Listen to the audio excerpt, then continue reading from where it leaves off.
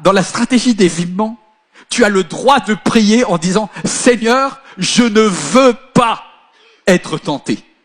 Juste pour information, il y a beaucoup de tentations que l'on a inutilement parce que on a oublié juste de demander à Dieu de les éviter.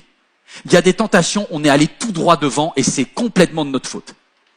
Et du coup, le positionnement que tu entends aujourd'hui, c'est qu'une partie de tes tentations était évitable. Pour cela, il faut que tu fasses ce que Jésus a demandé aux disciples. Veiller et prier. Pasteur, si c'est si simple. Oui, c'est simple, mais c'est très dur à faire. Quelqu'un qui veille, c'est quelqu'un qui identifie l'ennemi. Identifie qu'est-ce qui fait que tu rentres en tentation.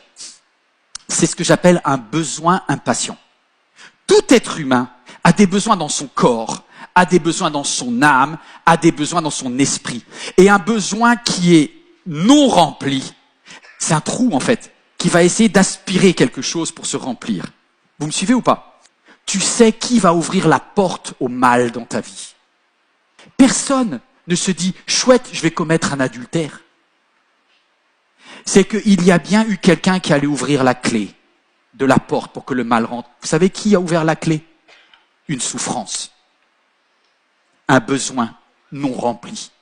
C'est ça qui va ouvrir la porte au diable. Donc stop, n'ouvre pas la porte. Et pour ne pas ouvrir la porte, comprends d'où vient le problème. Et qu'est-ce que tu fais après? Tu pries. Veillez et priez. C'est pour ça que la Bible dit « Faites connaître à Dieu tous vos besoins et vos supplications ». C'est pour ça, veillez et priez.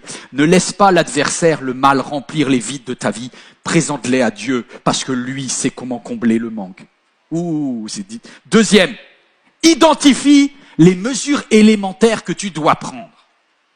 Tu sais ce que Dieu te dit? Pour traverser ce tunnel, il est indispensable que tu regardes à l'horizon et tu comprennes la grande image de Dieu pour ta vie. Que tu regardes la dimension de l'éternité et la dimension de l'après. Focalise sur la volonté globale de Dieu. Ce combat ne durera pas toujours. Cette maladie n'est pas pour la mort. Cette difficulté, cet échec à l'examen, ce n'est pas la finalité. Dieu n'a pas dit son dernier mot. Les bontés de l'Éternel ne sont pas épuisées. Vous applaudissez, c'est que vous souffrez pas alors. Parce que quand tu es dedans, tu as du mal à comprendre que les bontés, il y en a encore. Tu vois tellement les non-bontés, l'absence de... Mais regarde les bontés plus tard.